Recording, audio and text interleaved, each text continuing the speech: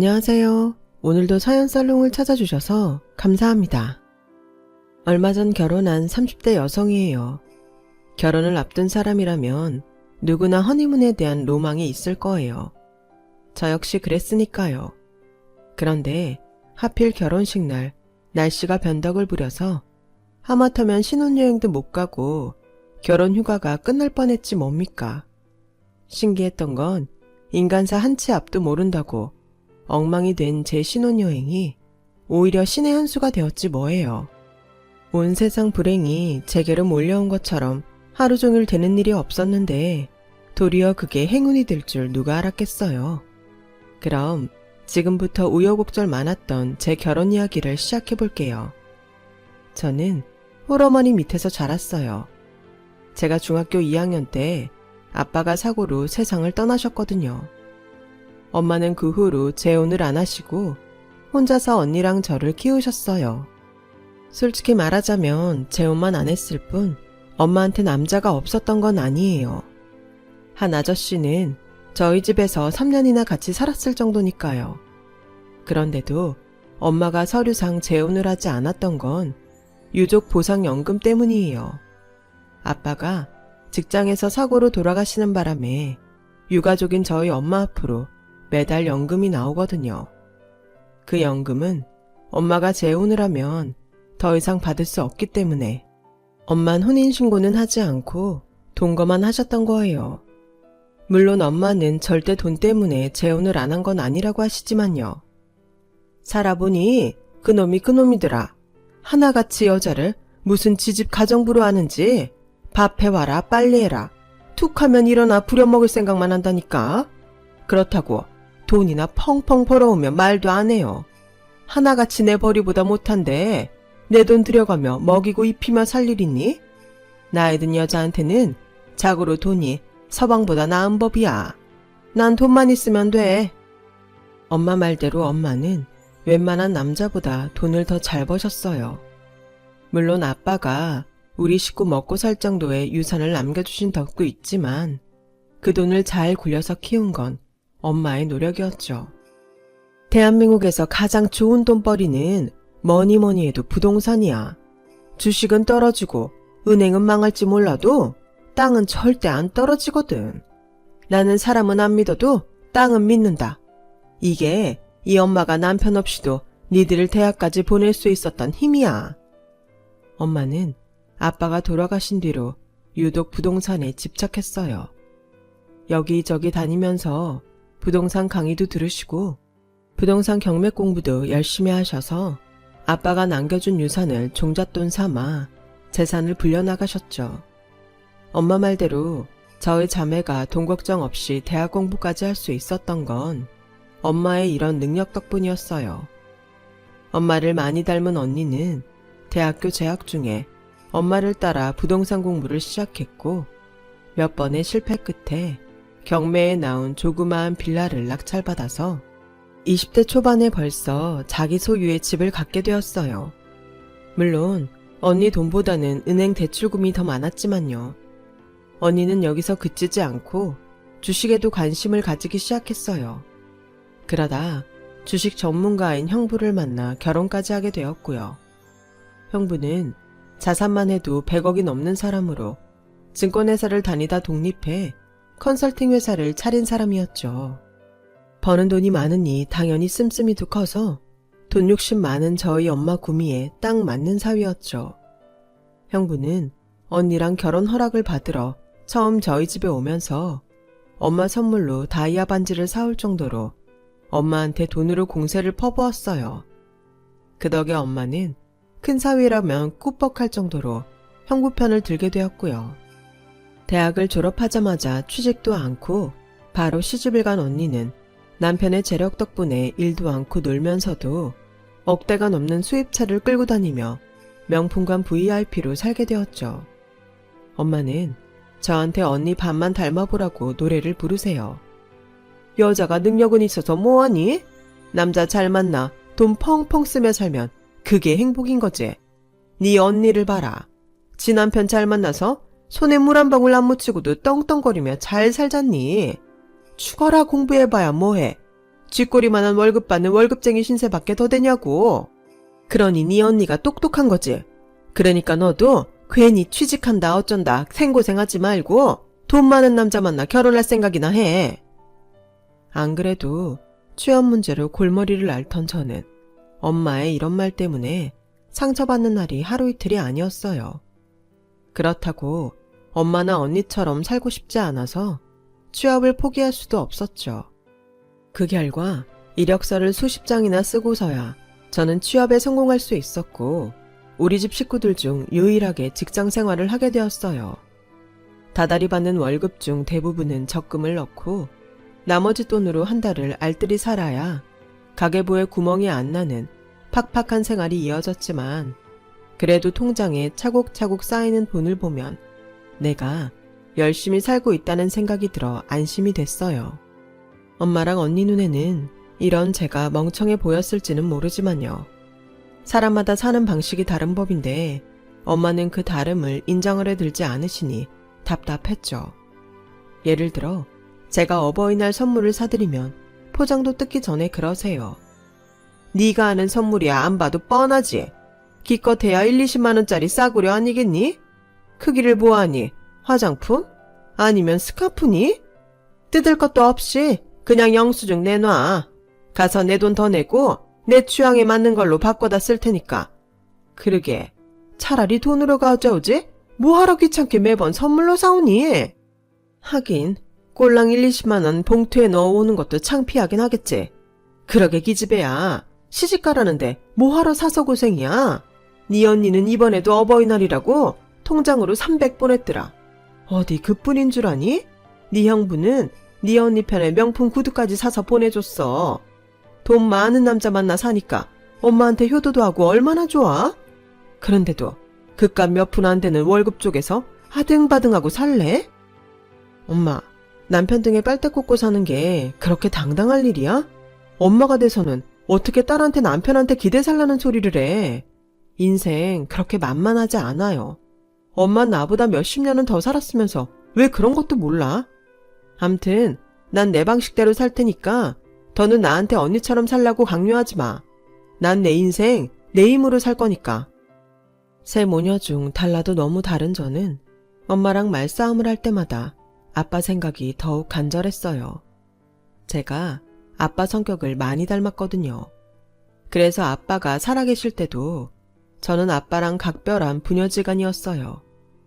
유일한 내 편이 세상을 떠나자 엄마와 언니는 자신들과 다른 저를 마치 외계인 보듯 했어요. 세 모녀가 같이 있을 때면 늘 저는 왕따를 당하기 일쑤였죠. 고독은 산중에 있는 게 아니라더니 전 가족과 있을 때 고독을 느끼네요. 한 번은 하도 답답해서 친한 친구한테 이런 고민을 털어놨더니 저랑 가치관이 비슷한 남자를 만나 연애를 해보면 어떻겠냐고 하더라고요. 나와 비슷한 사람이 곁에 있으면 말도 잘 통하고 외로움도 덜할 거라고 말이죠. 하지만 사람 속을 양말 뒤집듯 홀라당 뒤집어 볼 수도 없는데 어떻게 저랑 비슷한 성향인지 알 수 있겠어요. 일단 취미가 비슷한 사람들을 만나서 탐색하다가 그 중에서 고르면 되잖아. 아무래도 취미가 비슷하면 성향이 닮을 확률도 높지 않겠어? 그래서 생각해낸 게 요즘 한창 유행하는 플로깅이었어요. 플로깅은 산책을 하면서 쓰레기를 줍는 활동인데 운동도 하면서 환경보호도 할 수 있어서 제 취향과 딱 맞는 것 같더라고요. 그래서 저희 집 근처에서 활동 중인 플로깅 모임에 가입했어요. 플로깅은 혼자서도 할 수 있지만 사람들과 같이 움직이니 지루하지도 않고 주위 시선에 신경도 덜 쓰여서 훨씬 편하고 좋더라고요. 회원들 나이대도 천차만별이어서 세대 간의 소통에도 도움이 되고요. 저희 동네 모임에는 중고등학생부터 환갑이 넘으신 분들까지 다양했어요. 하지만 정작 제 목적인 저와 성향이 비슷한 제 또래 남자는 없더라고요. 그래도 다행히 한 사람을 찾긴 했는데 그게 참 환갑이 넘으신 저희 아빠 또래분이시지 뭐예요. 수십 년간 회사원으로 일하시다가 정년퇴직을 하시고 무료한 나날을 보내다 플로깅 활동에 참여하게 되셨다고 하더라고요. 저보다 훨씬 위의 연배시지만 대화도 잘 통하고 가치관도 비슷해서 뵐 때마다 마치 저희 아빠가 살아 돌아온 것 같다는 느낌을 받곤 했어요. 아저씨도 저를 딸처럼 생각해 주셔서 모임에서 호칭도 아부지와 딸내미로 부르게 되었죠. 아저씨는 아들만 셋이라 딸이 있는 친구들이 부러웠는데 늦지막하게 딸내미가 생겨서 기쁘시다며 종종 쿠키나 샌드위치도 사다 주시고 오다 주었다며 머리핀이나 휴대폰 케이스도 선물해 주셨어요. 저도 청귤청이나 유기농 귤로 진피차를 만들어 선물하곤 했고요. 그러다 하루는 플로깅을 마치고 동네 카페에서 아저씨랑 수다를 떠는데 젊은 남자가 웃으며 다가오지 뭐예요.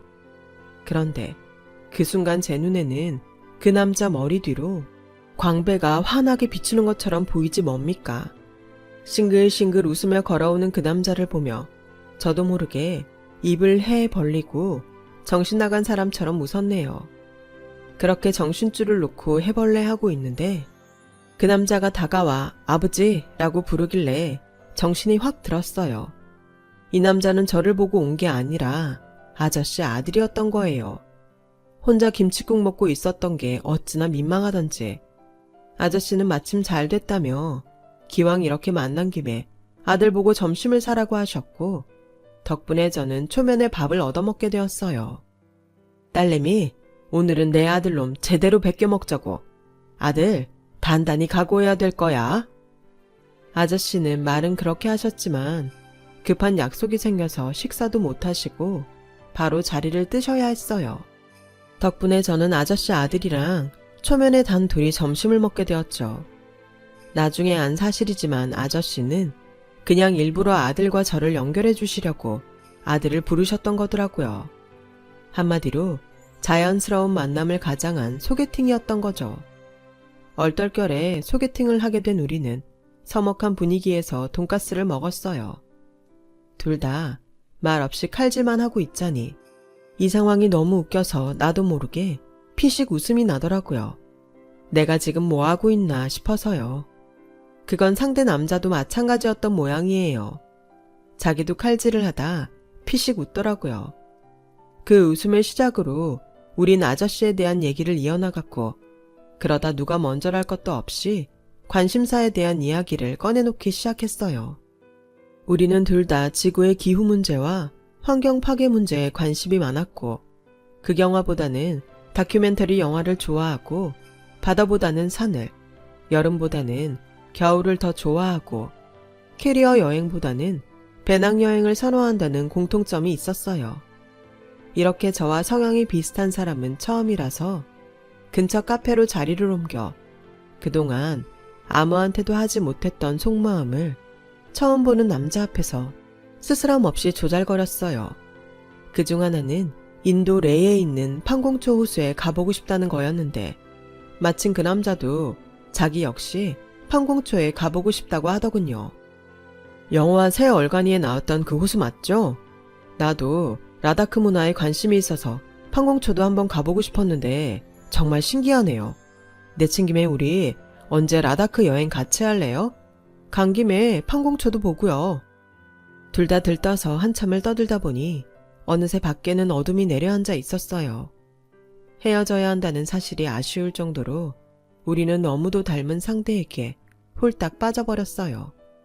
그 만남 이후 남자는 아버지를 따라 플로깅 모임에 나오기 시작했고 플로깅을 마친 뒤에는 자연스레 데이트로 이어졌어요.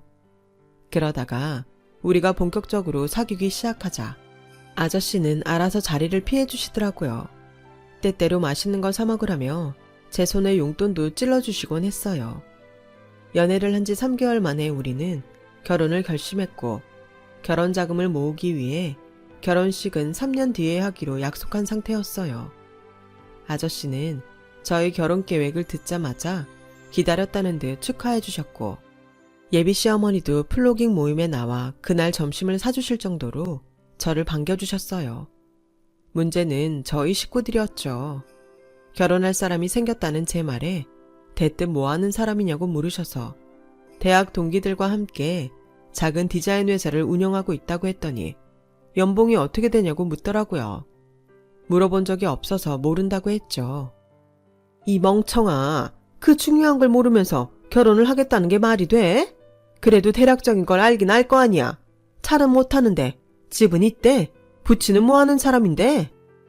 엄마의 질문은 결국 돈이 얼마나 있는 남자냐 이거였어요. 적어도 부모한테 손벌려서 결혼할 사람 아니란 건 확실해. 우리 둘이 열심히 모아서 3년 뒤에 결혼할 생각이야. 엄마가 뭐라고 하든 난 이 사람이랑 결혼할 거니까 그렇게 알아. 더 길게 얘기했다가는 말다툼으로 번질 게 뻔해서 저는 방으로 들어와 버렸어요. 그랬더니 문 밖에서 엄마가 언니랑 통화하는 소리가 들리더라고요. 신경 쓰지 말자 다짐을 하면서도 나도 모르게 문가로 귀가 쏠렸어요. 그런데 의외로 조용하더라고요. 그러더니 그 주 주말 어떻게 알고 왔는지 몰라도 저희 엄마랑 언니가 플로깅 모임에 나왔지 뭐예요. 둘 다 명품으로 쫙 빼입고 나와서는 쓰레기는 안 줍고 제 남자 옆에서 짜증날 정도로 달라붙어 호구조사를 하는데 정말 내 가족이지만 창피해서 혼났다니까요. 웃긴 건 거기에 저희 시아버지 되실 분이 있다는 걸 몰랐는지 아버님한테 예비 사익감에 대해 꼬치꼬치 캐묻고 있지 뭐예요. 보다 못한 제가 달려들어 엄마랑 언니를 데리고 집으로 왔어요. 그랬더니 그 짧은 시간에 수집한 정보를 바탕으로 모녀가 세상 끝난 것처럼 난리를 치더라고요. 엄마, 쟤는 누굴 닮아서 저 모양이야? 들어보니까 차도 경차고 부모 집에 얹혀 사는 것 같아. 디자인 회사만 해도 그래. 그 사람한테 받은 명함으로 구글링 해봤는데 죄다 돈 안 되는 일만 했더라고. 엄만 제가 이런 사람 만나고 다니도록 집에서 도대체 뭐하고 있었어? 저기 집 애가 그동안 입 꾹 다물고 있다가 갑자기 결혼하겠다 그런 걸 내가 어떻게 해? 진작 알았으면 내가 가만히 있었겠니? 머리끄댕이를 잡아서라도 플로 머시갱인가 못 나가게 했겠지.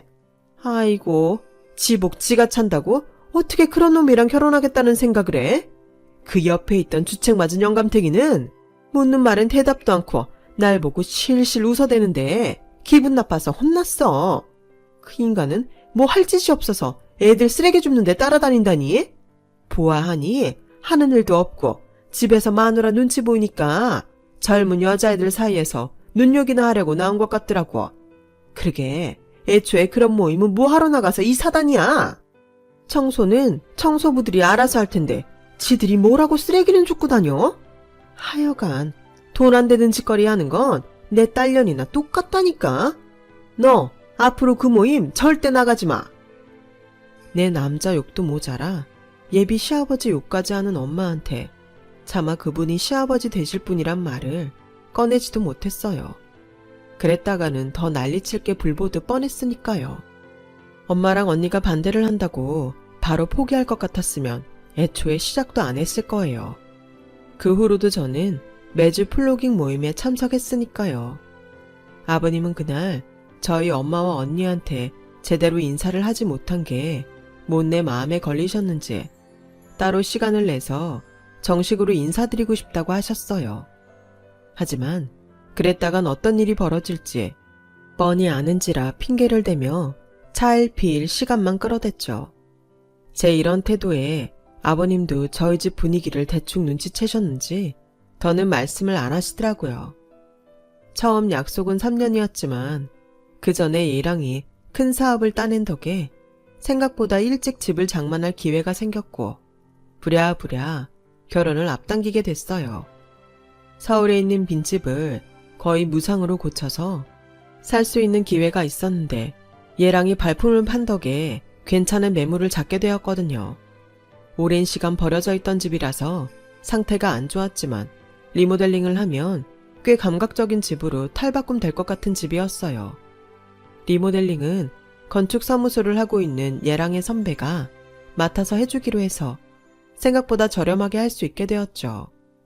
예랑은 집도 마련됐겠다. 더 미룰 것 없이 저희 엄마한테 정식으로 인사를 드리고 싶다고 해서 약속을 잡았어요. 저는 당연히 집으로 부르려고 했는데 엄마가 굳이 밖에서 보자고 해서 적당한 식당을 예약했어요. 그랬더니 언니가 거긴 음식이 후져서 마음에 안 든다며 자기가 따로 예약을 했더라고요. 가보니 역시나 고급 레스토랑이었어요. 그 자리엔 엄마뿐만 아니라 언니가 형부까지 대동하고 나왔더라고요. 딱 보아하니 형부 내세워 얘랑을 기죽일 태세더라고요. 처음엔 엄마 계획대로 잘 되어가나 했는데 알고 보니 얘랑과 형부가 고등학교는 물론 대학교까지 선후배 사이였지 뭐예요. 그럼 땡땡 외고 졸업하고 서울대 나온 건가? 나둔데. 이야, 내 후배잖아. 반가워. 어머님, 이 친구 제 후배래요. 그럼 이제 선후배끼리 한 가족이 되는 건가? 안 그래요, 어머님? 상황이 이렇게 되고 보니 엄마랑 언니도 더는 반대의 날을 세울 수가 없게 된 거예요. 저희 집에서 형부의 입김은 엄마와 언니를 합한 것보다 세거든요. 얼떨결에 결혼 절대 불가해서 결혼 환영으로 변해버린 분위기에 저도 얘랑도 얼떨떨했지만 과정은 불안했어도 어쨌든 결혼은 하게 된 거니까 다행이다 싶었어요. 거기다 얘랑이 자가로 신혼집도 장만했다고 하니까 엄마도 화가 많이 누그러진 것 같더라고요. 그 집을 보면 다시 광분하겠지만요. 저희 집에서 결혼 허락도 받았겠다. 길게 시간 끌 거 없이 빠른 시일 내에 상견례를 진행하는 게 좋을 것 같아서 2주 뒤 날짜를 잡았어요. 형부는 후배가 자기 밑으로 들어온다는 사실에 신이 났는지 상견례는 자기가 해주겠다며 언니를 시켜 고급 한정식 집으로 예약을 잡아주었어요. 그리고 드디어 상견례 날 엄마는 맞은편에 앉은 아버님을 보더니 인상을 팍 쓰면서 한숨을 쉬셨어요. 입술이 움찔움찔 하는 걸 보니 속으로 욕을 하고 계신 게 분명했죠. 아버님은 일전에 제대로 인사를 못해 죄송하다고 사과하셨어요. 엄마는 찬바람이 쌩쌩 나도록 고개를 팩 돌리곤 눈을 내리깔았고요. 그 바람에 분위기는 냉랭해졌고 업무 때문에 늦게 도착한 형부가 오고 나서야 분위기는 밝아졌어요. 형부는 학연을 내세우며 앞으로 잘 지내보자며 연거푸 건배를 해댔고 결국 혼자 취해서 약간의 술주정을 하는 바람에 상견례는 거기서 일단락 되었어요. 시부모님께는 죄송한 일이지만 저는 차라리 잘 됐다 싶더라고요. 얘기가 길어져봤자 저희 엄마 입에서 좋은 말이 나올 리 없었으니까요. 그런 점에서 형부의 술주정은 칭찬할 만했어요. 비록 저희 엄마와 언니는 못마땅해 하는 결혼이었지만 시간은 흘러 결혼식이 일주일 앞으로 다가왔고 결혼 준비는 순조롭게 진행됐어요. 신혼여행은 우리 두 사람의 원픽으로 라다크 여행으로 정해졌고 웨딩 촬영은 얘랑이 친구 찬스를 써서 무료로 끝났으며 웨딩드레스는 제 친구가 뉴욕 빈티지샵에서 선물로 사다 줘서 역시나 공짜로 얻게 되었어요. 결혼식은 얘랑 모교인 서울대 교수회관에서 야외 결혼식으로 하기로 했어요. 서울대는 교통편이 안 좋아서 일반 예식장으로 하려고 했는데 일정이 촉박한 관계로 좋은 곳은 예약이 끝나서 남은 곳 중 하나로 하려고 했더니 엄마가 절대 안 된다고 반대를 하시더라고요. 가진 것도 변변이 없는 놈인데 결혼식까지 후줄근하게 하겠다고? 됐어. 이렇게 된 거 차라리 학벌이라도 내세워서 해. 서울대도 졸업생 위한 예식장은 있을 거 아니야. 학교 이름빨이라도 내세우라고. 그래서 서울대 교수회관에서 하게 된 거예요. 형부는 자기 모교에서 하는 결혼식이니 돈이 좀 들더라도 야외 결혼으로 하고 음식도 딸랑 갈비탕만 내지 말고 메뉴도 추가하라며 돈은 자기가 내주겠다고 했어요. 그 와중에 엄마는 역시 큰 사위밖에 없다며 어찌나 칭찬을 하든지 정말 눈물겨운 큰 사위 찬양이었죠. 이렇게 준비가 다 끝나고 결혼식이 3일 앞으로 다가왔어요. 그런데 갑자기 엄마가 얘랑을 데리고 당장 집으로 오라고 하지 뭐예요. 뭔 일인가 싶어 퇴근하자마자 갔더니 글쎄 결혼식을 미루라는 거예요. 네 형부가 그날 홍콩 출장이 잡혀서 시계 참석 못한다고 그러네. 그래서 말인데 갑작스럽긴 하지만 결혼 날짜를 바꿨으면 좋겠는데 자네 생각은 어떤가? 아니 자다가 봉창 두드리는 것도 아니고 3일 남은 결혼식을 어떻게 지금 바꾸란 건지 기가 막혔어요. 게다가 형부가 결혼식에 참석 못하는 거랑 제 결혼식이 무슨 상관이래요. 그래서 얘랑 말 들을 것도 없이 제가 나서서 절대 안 된다고 했죠. 엄마, 제정신이야? 식장은 물론이고 줄에 맡아주실 교수님에 시골에서 올라오시는 양가 어른들까지 다 어쩌라고. 형부가 못 오는 건 아쉽지만 그래도 어쩌겠어. 내가 형부랑 결혼한 것도 아닌데 형부 없다고 결혼 미루라는 게 말이 된다고 생각해? 난 절대 결혼식 못 미루니까 엄마가 마음 접어. 딸 결혼에 초를 쳐도 유분수지. 어쩜 이럴 수가 있어? 엄마가 이러고도 내 친엄마야. 너 말 잘했다. 너는 내가 엄마로 보이긴 하니? 애초에 내가 이 결혼 안 된다고 했어, 안 했어? 지 형부 뒤에 숨어서 얼렁뚱땅 여기까지 온 주제에 네가 날 탓할 자격이 있냐고. 그러게 결혼 날짜도 촉박하게 잡아온 니들이 잘못이지 내 잘못이냐? 내 형부라도 없으면 너 식장에 누구 손잡고 들어갈 건데? 네 시아버지 손잡고 들어갈래? 그러자 잠자코 있던 예랑이 그제야 입을 열었어요. 어머님께서 딸을 걱정하시는 마음 제가 왜 모르겠습니까? 그래서 드리는 말씀인데요. 어머님, 저희 동시 입장하겠습니다. 요즘엔 많이들 그렇게 해요. 사실 장인어른이 사위한테 딸을 인계하는 건 남녀 평등에도 어긋난다고 보는 시각도 많고요.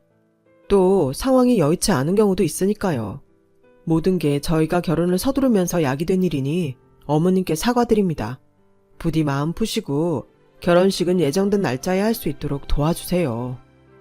엄마의 무리한 요구에도 싫은 기색 하나 없이 점잖게 부탁하는 예랑의 모습에 저는 미안하면서도 고맙고 한편으로는 든든하다는 생각이 들었어요. 예비사위의 어른스러운 모습에 엄마도 더 고집을 부리지 않으셨어요. 결혼식 3일을 앞두고도 말도 많고 탈도 많았던 결혼식 당일이 되었어요. 그런데 전날 밤부터 날씨가 심상치 않더니 기어이 아침부터 보슬비가 내리지 뭐예요. 우천시 실내 결혼으로 바꿔준다고 미리 공지를 받은 참이라 식은 걱정이 안 되는데 문제는 엄청난 안개 때문에 하늘길이 막히지 않을까 하는 걱정이었어요. 인천에서 국적기를 타고 홍콩까지 가서 홍콩에서 인도 국적기로 트렌지 타는 한국 스케줄이라 둘 중 하나라도 삐끗하면 일정이 완전히 꼬이게 되거든요. 그래서 신부화장을 하는 내내 미간에 힘이 들어가서 메이크업 하시는 분께 잔소리 좀 들었네요. 우천으로 야외에서 실내 결혼식으로 바뀐 식은 별 탈 없이 잘 치러졌고 아직은 운항 취소가 아니라서 일단 남편과 함께 인천공항으로 향했어요. 공항 안에는 연착된 항공 스케줄로 난장판이 돼 있더라고요. 전광판에 명시된 운항 스케줄엔 딜레이와 캔슬이 어지럽게 떠 있었지만 다행히 우리가 탈 항공기는 공항에 도착해서도 운행이 취소되지 않은 상태라 수속을 밟고 출국장으로 들어갈 수 있었어요. 일단은 안심을 하고 해당 게이트로 갔는데 세상에 거기에 딜레이된 항공기 탑승객들이 인산인해를 이루고 있지 뭐예요. 항공사 직원은 연신 죄송합니다를 연발하며 기다려달라는 말을 해댔고 성난 탑승객들은 큰 소리를 내며 항의하고 있었어요. 그런데 그 중에선 아직은 목소리가 들리지 뭡니까? 바로 저희 형부 목소리였어요. 그러고 보니 오늘 홍콩 출장이 잡혀서 결혼식에 못 온다고 했던 말이 떠올라 형부 목소리가 들리는 쪽으로 고개를 돌렸는데 형부가 웬 젊은 여자 허리를 팔로 감은 채 서 있는 거예요. 형부는 우리를 못 봤는지 여자를 거의 끌어안다시피 해서는 입술을 쪽쪽 맞추며 애정 행각까지 벌이더라고요. 마침 그 순간 전광판에 저희가 탈 항공기가 캔슬됐다는 문구가 떴고 이래저래 복잡한 신경에 휩싸인 저는 일단 달려가 형부 허리띠를 잡았어요. 그제야 저희 부부를 본 형부는 귀신을 본 것처럼 뒷걸음질을 치다가 그대로 발라당 넘어졌어요. 옆에 서 있던 젊은 여자는 호들갑을 떨며 자기야 괜찮아? 를 연발했고 형부는 여자한테 조용히 하라고 얼굴 표정으로 말하더군요. 난 또 표정에 대사가 실리는 희한한 장면은 처음 봤네요. 뭐? 자기야? 형부, 이거 지금 어떻게 설명할 거예요? 홍콩 출장 간다던 사람이 자기야를 부르는 여자랑 공항에 있는 걸 어떻게 받아들여야 되냐고요? 아, 됐고 일단 집에 가서 얘기해요. 이봐요. 그쪽도 자기야랑 같이 좀 가야겠네요. 내가 그쪽 자기야 처제되는 사람이거든요. 네, 자기야. 우리 형부 좀 잡아. 난 이 여자 잡을 테니까. 그렇게 우리 부부는 신혼여행이 캔슬나던 그 순간에 형부의 외도를 목격했고, 저희 부부한테 잡혀 저희 집으로 끌려온 불륜 커플은 사나운 저희 엄마와 언니 손에 잡혀 초죽음이 되도록 맞았어요. 열이 뻗친 언니가 잠시 주방에 가서 물을 마시는 사이 형부의 내언녀는 신발도 버린 채 맨발로 도망을 쳤고, 만신창이가 된 형부는 악에 받쳐 본색을 드러내고 말았어요. 아씨, 그래, 바람 좀 폈다. 그래서 뭐? 까놓고 말해서 그동안 내가 벌어다주는 돈으로 호강하고 살았잖아. 학벌도 그지 같고 할 줄 아는 거라곤 돈 쓰는 거밖에 없는 널. 내가 이날이 때까지 여왕처럼 살게 해줬으면 이 정도는 이해해줄 수 있는 거 아니냐? 장모님도 그래요. 내 돈 좋다고 받아먹을 땐 똥구멍까지 핥아줄 기세더니 바람 좀 폈다고 난립니까? 장모님 딸내미 꼬라지를 보세요. 돈에 미친 돈귀신 같은 거 내가 정이 가겠냐고요. 장모나 딸년이나 나만 보면 돈. 내가 숨이 안 막히게 생겼냐고요. 어차피 이렇게 된 거 이혼할게요. 나도 어차피 저런 여장은 한 입을 덮고 사는 것도 끔찍합니다. 내가 적선하는 셈 치고 돈 줄 테니 이제 그만 나 좀 놔주세요. 형부의 진신 담긴 악담에 엄마와 언니는 자리에 주저앉았어요. 어이없는 건 그 순간 저는 형부의 심정이 이해되더란 거예요. 불륜을 저지른 건 100번 잘못했지만 그간 저희 엄마랑 언니가 형부를 사위나 남편이 아닌 돈 뽑아 쓰는 ATM기로 생각했던 게 사실이니까요. 옆에서 보는 저도 느끼는데 당사자가 그걸 모르고 살았겠어요? 결국 형부는 언니한테 상당 금액의 위자료를 제시하며 이혼을 요구했고, 언니는 끝까지 이혼 못하겠다고 버티는 중이에요.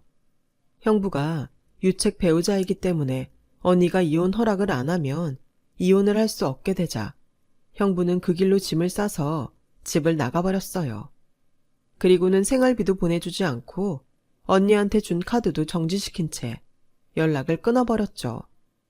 결국 언니는 남편도 잃고 돈도 잃고 말았어요. 그제야 언니는 엄마를 탓하며 이게 다 엄마가 하라는 대로 했다가 벌어진 일이라며 자기 인생 책임지라고 난리를 쳤어요. 엄마는 엄마대로 형부한테 투자를 맡겼던 전 재산이 반토막이 나자 눈에 불을 켜고 형부를 잡으러 다니고 있어요. 하루하루를 땀 흘려 일하며 열심히 살아가는 사람을 멍청하다고 욕하던 엄마와 언니는 이제야 자신들이 살아온 인생이 옳지 않았다는 걸 확인하고 있는 과정인 셈이죠. 딸이자 동생으로서 그런 모습을 지켜보는 게 편치는 않지만 지금이라도 두 사람이 정신을 차리길 간절히 바라는 바예요. 자신에게 주어진 인생은 결코 남의 등을 타고 살아갈 수 없다는 걸 하루빨리 깨닫길 바랍니다. 지금까지 제 사연을 들어주셔서 감사드려요. 하루하루 열심히 사는 우리 자신을 틀렸을까 의심하지 말고 행복하게 잘 살아갔으면 합니다. 건강하세요. 여러분, 사연 댓글에 응원과 현명한 조언 부탁드려요. 좋아요와 구독은 저에게 큰 힘이 됩니다. 오늘도 좋은 일 가득하세요.